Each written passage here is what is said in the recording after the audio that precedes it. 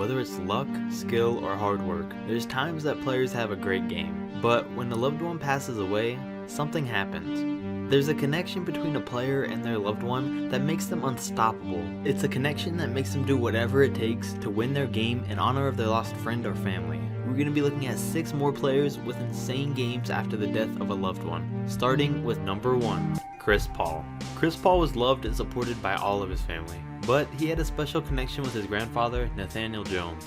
Back when Chris was in high school, his grandfather owned a gas station and would close early to make it to every single one of Chris Paul's games. A day after Paul accepted a full scholarship to Wake Forest University, his grandfather was murdered over his wallet. The next day, Chris couldn't talk himself into playing in his next game until his aunt suggested that he score 61 points for his grandfather, 1 point for every year he was alive. Chris thought that was no way possible, but he played, and something inside Chris Paul went off that night. He took over the game and had 24 points in just the second quarter alone. The fourth quarter came along, and as Chris's points grew higher, the whispers in the crowd between the kids grew higher of the rumor of what he had set out to do that night. His mom caught on and she broke down and started crying. There was 2 minutes left in the game, and Chris Paul had 59 points. He drove down the lane and hit a layup through contact. He got fouled and he airballed the free throw, ending off the game after his grandfather had died with 61 points. His coach took him out, and on his way to the bench he made eye contact with his dad. They hugged and they both broke down in tears, amazed at what just happened. Not even Chris Paul could believe it. Number 2, Jalen Brown.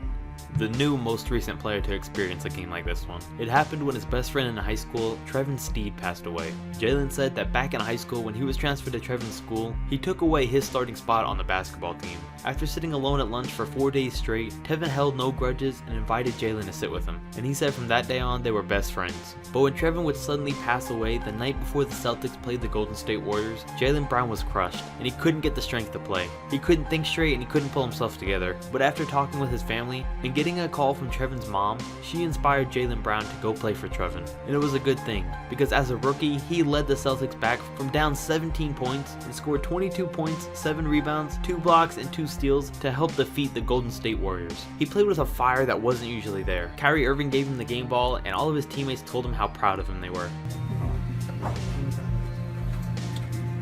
My best friend passed last night. I wasn't in any shape to come out. I didn't want to leave my room. They inspired me to come out and play, and I came out and played in the spirit, and we pulled it out.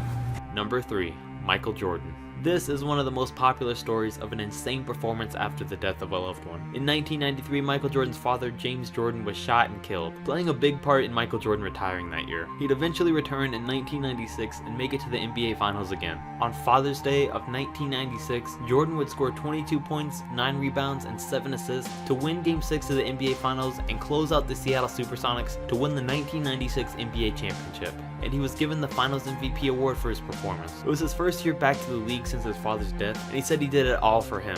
He collapsed on the floor after the game because he was filled with so many emotions of happiness, heartbreak, fulfillment, and missing his father. I can't even put it in words. My father did what it means to me. I know he's watching. This is for Daddy because of what it symbolizes, which is my father on Father's Day. It means a big deal to me. Number 4, D'Angelo Russell.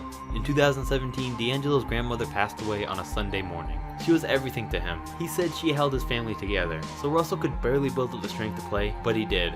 And he finished with 16 points, 4 assists, and 4 rebounds. Those stats don't really seem like an insane game, but the fact that he hit the game-winning shot for his grandmother on the same day of her passing is incredible. It was a shot that was made by a man on a mission to win his game for his grandmother. Beating my granny, man. Found out my granny was dead this morning, man. That's God making that shot. That shot was for my granny, man. I wasn't even gonna play tonight. Honestly, that was all God. I can't even talk right now. Shout out to everybody, man. This is crazy. Number 5, Giannis Antetokounmpo. On September 30th, 2017, Giannis' dad passed away suddenly of a heart attack. They were extremely close, so Antetokounmpo was crushed. The NBA season would start, and the Bucks would lose their first 2 games, even though Giannis would score 34 and 37 in them. But in their 3rd game of the season against the Portland Trail Blazers, it looked like they were going to lose again, down by 1 with 16 seconds left on the clock. He stole the ball and dunked it to take the lead, and then got the game-saving block as the time ran out. All of this to go along with 44 points. After the game, he said the game was dedicated to his father. He was given the game ball and wrote on it, "This is for Dad. We gotta win tonight. I had 44 points. Playing hard, playing for my family, and special play for my dad. because he loved to see us play. Hopefully he's seen us from above and is proud of us. Number 6. Kawhi Leonard. Another Father's Day story. On January 18th, 2008, Kawhi Leonard's life would change forever. In his junior year of high school, he would get a phone call that his dad was shot and killed while working at a car crash. Fast forward 6 years later, to just like Michael Jordan, Kawhi would win an NBA championship on Father's Day, and strangely have 22 points and 9 rebounds in the closing game, just like Jordan did. But 6 years after the death of his father, Kawhi Leonard was sitting at the top of the world, with an NBA Finals MVP trophy in one hand and an NBA championship trophy in another. The man, a few words, said, "I think he'd be proud of me," and that it had a very special meaning to him to know that his dad's gone, but he was able to win an NBA championship on Father's Day. So this has been 7 more insane games after the death of a loved one. If you haven't seen part 1, make sure to go check it out. The link's in the description. So go check that out, and make sure to like, subscribe, and comment, and let me know if you enjoyed this video. Hopefully you made it through without tearing up.